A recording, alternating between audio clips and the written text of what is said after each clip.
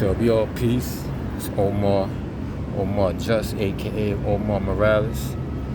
You know, behind me, this beautiful building that's been here probably since the 1800s. You know what I'm saying? But I don't know how long this video is gonna be, but I just want, something's been bothering me, and I think what's bothering me has been the way they talk about the history of the United States involvement in Cuba.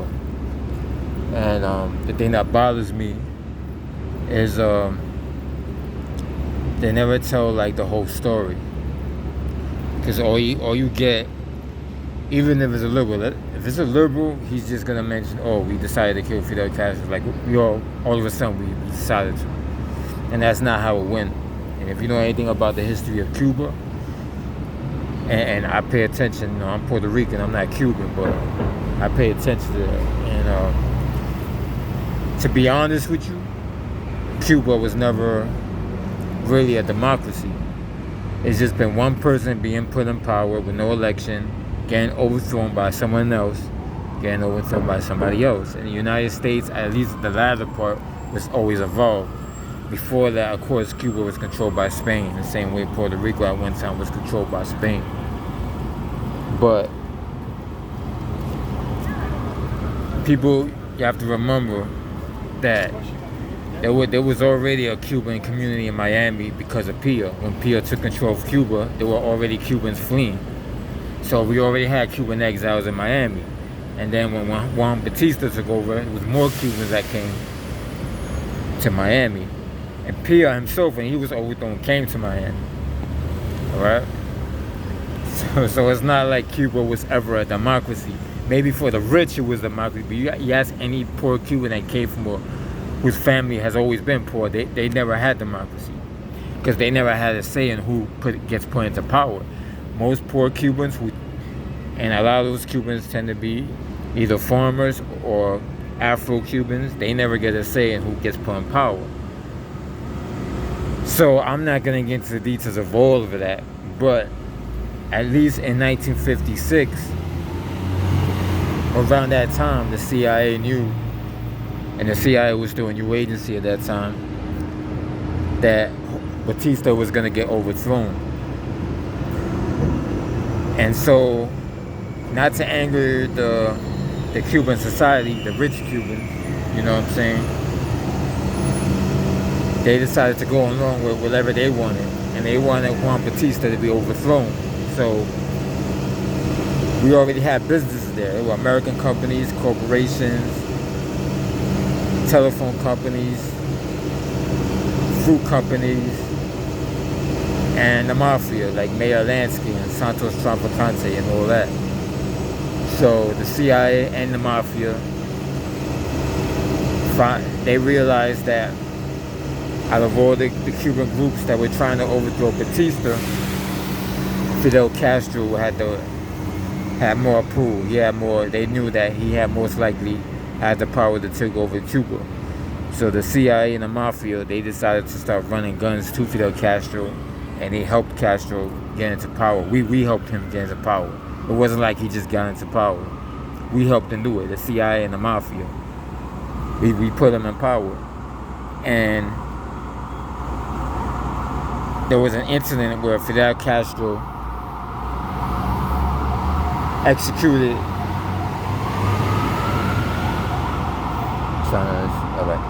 There was an incident where Fidel Castro executed 77 opposition people who were opposed to Fidel Castro.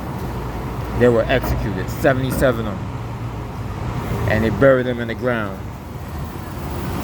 That was a war crime. That was a crime against humanity, because there was no trial. If these Cubans were violent, they put them on trial. Instead, he executed them. And the thing is, it wasn't like the UN. The UN should have put Fidel Castro in a war crimes tribunal, and the United States.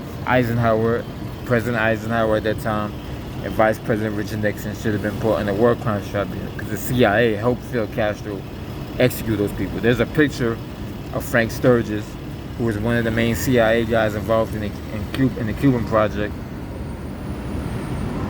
in a picture with a shovel standing on top of the gravesite where they buried all the 77 people. So that's a war crime. That was inexcusable. That's a crime against humanity. The question that a lot of Cubans in Miami should say is, well, where was the UN? The other thing is, a lot of Cubans in Miami have this fixation with Orlando Bosch. They even had George Herbert Walker Bush. What happened was Fidel Castro then decided that he didn't need the CIA and the Mafia. He decided to get rid of the casinos. That angered the Mafia. The Mafia got kicked out. The CIA and the businesses that they were supporting, they all got put out by Fidel Castro. And the CIA felt backstabbed because the CIA and the Mafia went through all the trouble putting Castro in power and his brother and Che Guevara. Che Guevara was a fake revolutionary. He was trained by Frank Sturgis in the CIA. So the CIA obviously felt backstabbed. So they said, oh yeah, Fidel Castro basically said, fuck you, you know what I'm saying? Gave him the middle finger. So the CIA and the Mafia was like, oh yeah, fuck us, well fuck you too, you know what I'm saying? And they decided to take that small operation of supporting Fidel Castro and basically use that operation to make it bigger to assassinate Castro. They just, you know what I'm saying? Orlando Bosch supported Fidel Castro during the revolution. Sided with him, they had a falling out. Bosch fled Cuba. I don't know if Castro forced him out. He ended up in Miami. Orlando Bosch eventually was in prison for terrorist activity because he was a terrorist. And he was pardoned by George Herbert Walker Bush, who was involved in the Bay of Pigs. He was contracted to the CIA, most likely by people who he already knew. George Bush and Richard Nixon were friends for a decade before that. So I'm assuming Richard Nixon probably told Allen Dulles, the CIA director, get George Bush involved. I know him, he's good. Richard Nixon used to work for George Herbert Walker Bush's father's law firm, which I believe was called Cromwell. So that's how George Bush got involved with the CIA. And George Monshue, who was from Germany, who I believe was a roommate of George Bush, was also contracted to the CIA around that time. And I believe Clay Shaw had known George Bush, even though Clay Shaw was from Louisiana. Clay Shaw was another businessman that was contracted to the CIA. All these people were all the business people that the CIA already knew. They contracted them into these various operations. So George Bush ran Zapata Oil. Clay Shaw ran a lumberjack company in Louisiana. And George Monshue, I'm not sure what business he ran. But he knew this individual who ran Bell Helicopter. That's all I know. I have to look into that more. But so the CIA began to try to assassinate Fidel Castro. It's a bunch of operations, Cuban exiles and the Mafia.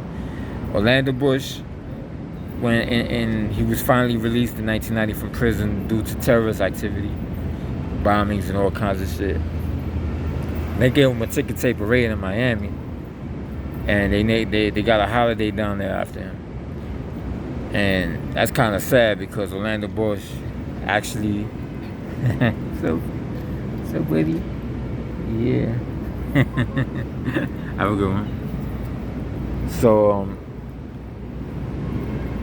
So it doesn't. I think a lot of Cubans in Miami, especially the Cubans my age and younger, they really don't know. They only know what they were told by the older relatives. The truth is that Orlando Bosch oversaw the execution of 77 people, opposition people that Fidel Castro executed. He was still there. He was still in Cuba when that happened. Frank Sturgis and the CIA were there. They were having meetings with Fidel Castro. So if you're gonna say Castro killed all those people, then you have to say Orlando Bosch supported it. You have to say the CIA supported it. They were all guilty of torturing and killing all those people at that point, at that time, when Castro just took over Cuba.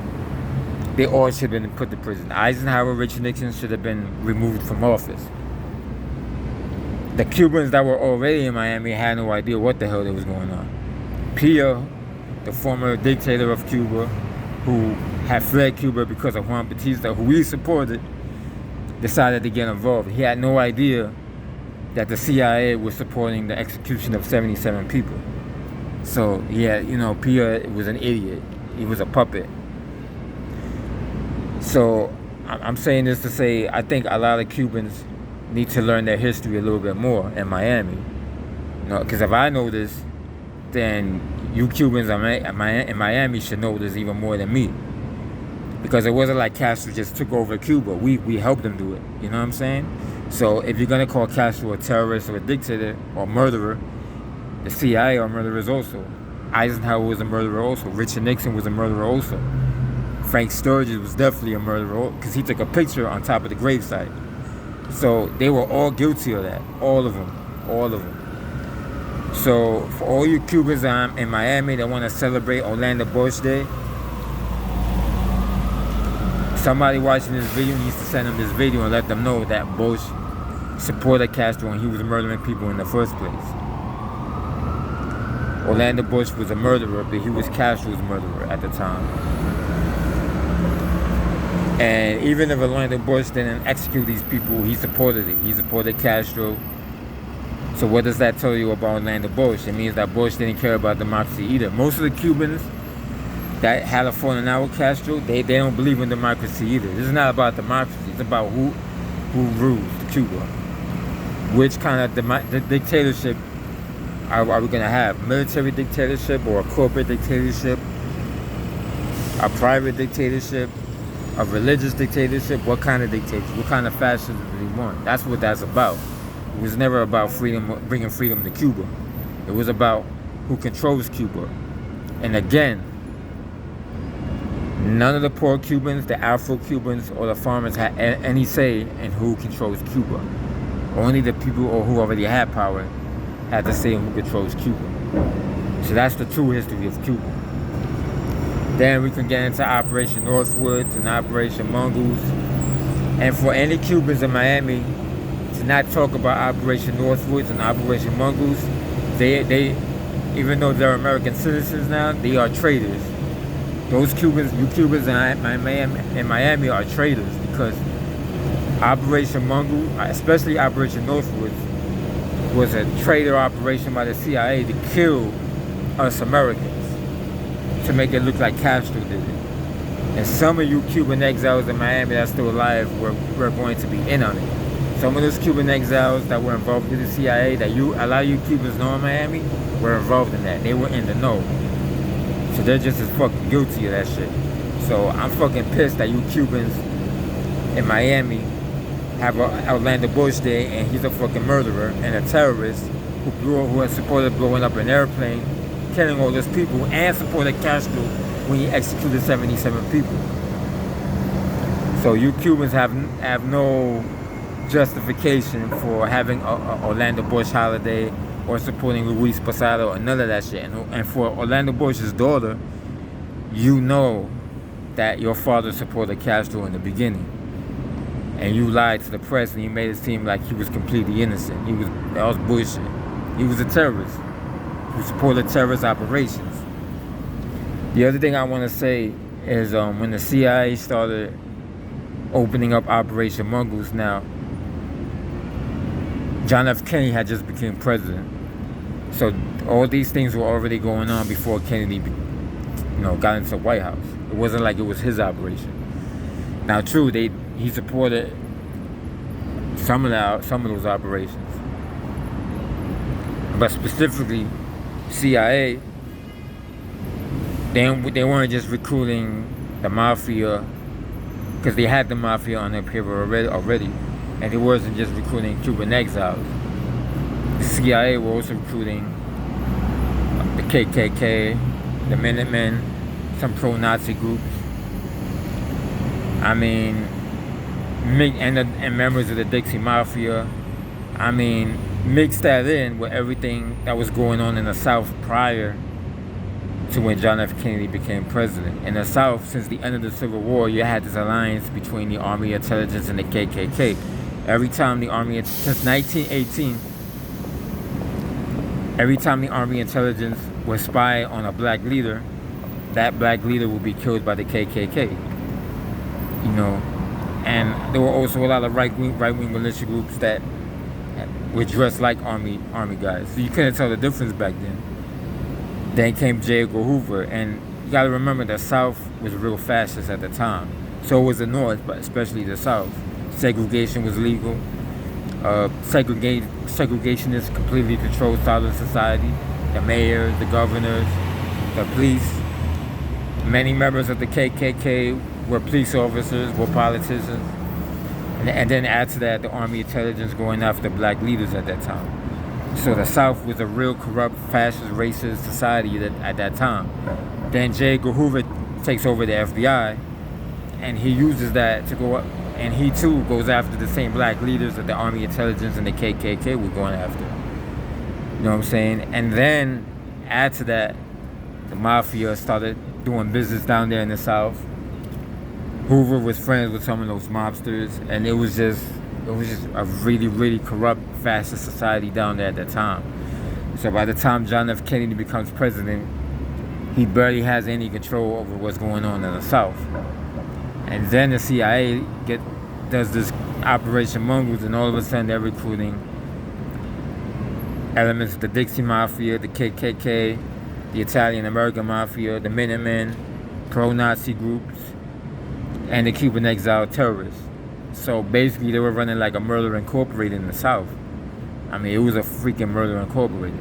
And there was a lot of political assassinations that were being done on the side that the media barely talks about. Like this labor union guy in Louisiana that was killed in a car bomb.